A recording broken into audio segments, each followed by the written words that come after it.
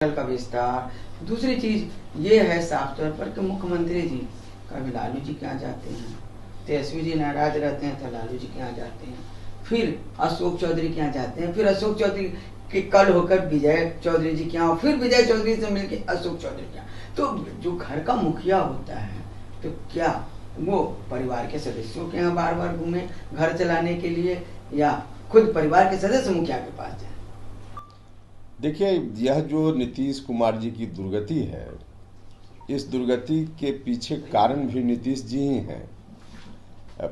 ठीक बात है कि मुख्यमंत्री मतलब अभिभावक, और सिर्फ मुख्यमंत्री नहीं बल्कि जिस गठबंधन से मुख्यमंत्री हैं उस गठबंधन की जो पार्टियां हैं उसके भी अभिभावक बिहार में नीतीश कुमार जी हैं। लेकिन अभी ऐसी स्थिति उन्होंने बना ली है कि 24 घंटा में 2 बार लालू जी के यहाँ जाकर उनको नतमस्तक होना पड़ता है, कभी यहाँ कभी वहाँ भटकना पड़ता है। हम यह नहीं कह रहे हैं कि कोई व्यक्ति किसी पद पर हो तो किसी के यहाँ न जाए, ऐसा नहीं है, लेकिन जिन कारणों से नीतीश जी दौड़ रहे हैं इधर से उधर उधर से इधर, और जो खबर आ रही है कि कौन गुस्सा हो गया, अब उनकी मंत्रिपरिषद का ही कोई व्यक्ति उनके कार्यक्रम में नहीं गया। अब ऐसी स्थिति में कुल मिलाजुला कर राजनीतिक रूप से नीतीश कुमार जी खुद ही जहां पहुंच गए हैं, अब उनको यही करना ही पड़ेगा, क्योंकि अब पावर का सेंटर एक अन्य मार्ग नहीं है, पावर का सेंटर तेजस्वी यादव का निवास है। इसलिए पावर के सेंटर के सामने तो इनको नतमस्तक होना ही पड़ेगा।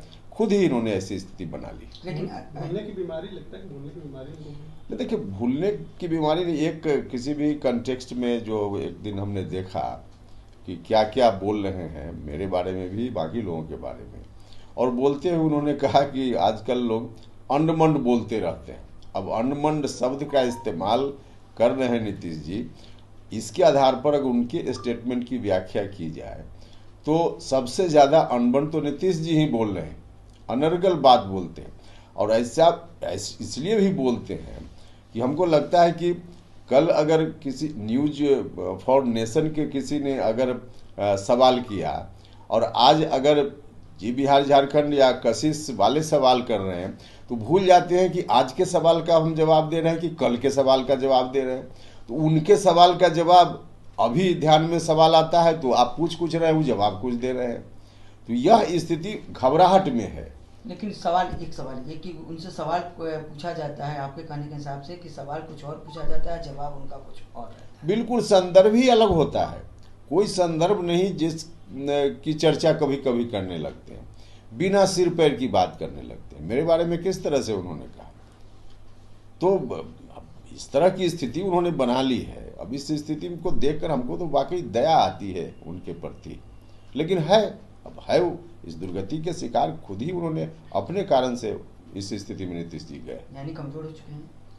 अरे पॉलिटिकल तो बिल्कुल अब समाप्त ही हो चुके हैं। कमजोर क्या, राजनीतिक रूप से नीतीश जी की अहमियत समाप्त हो गई है, क्योंकि जिस पार्टी के नेता के रूप में नीतीश कुमार जी रहे हैं वह पार्टी ही नहीं है, तो फिर क्या बचना है इनके सामने में। और फिर बिहार के लोगों की आकांक्षा इच्छा के विपरीत लालटेन को माथा पर लेकर घूमना, वैसी परिस्थिति में अब यही होना ही है। बीते दिनों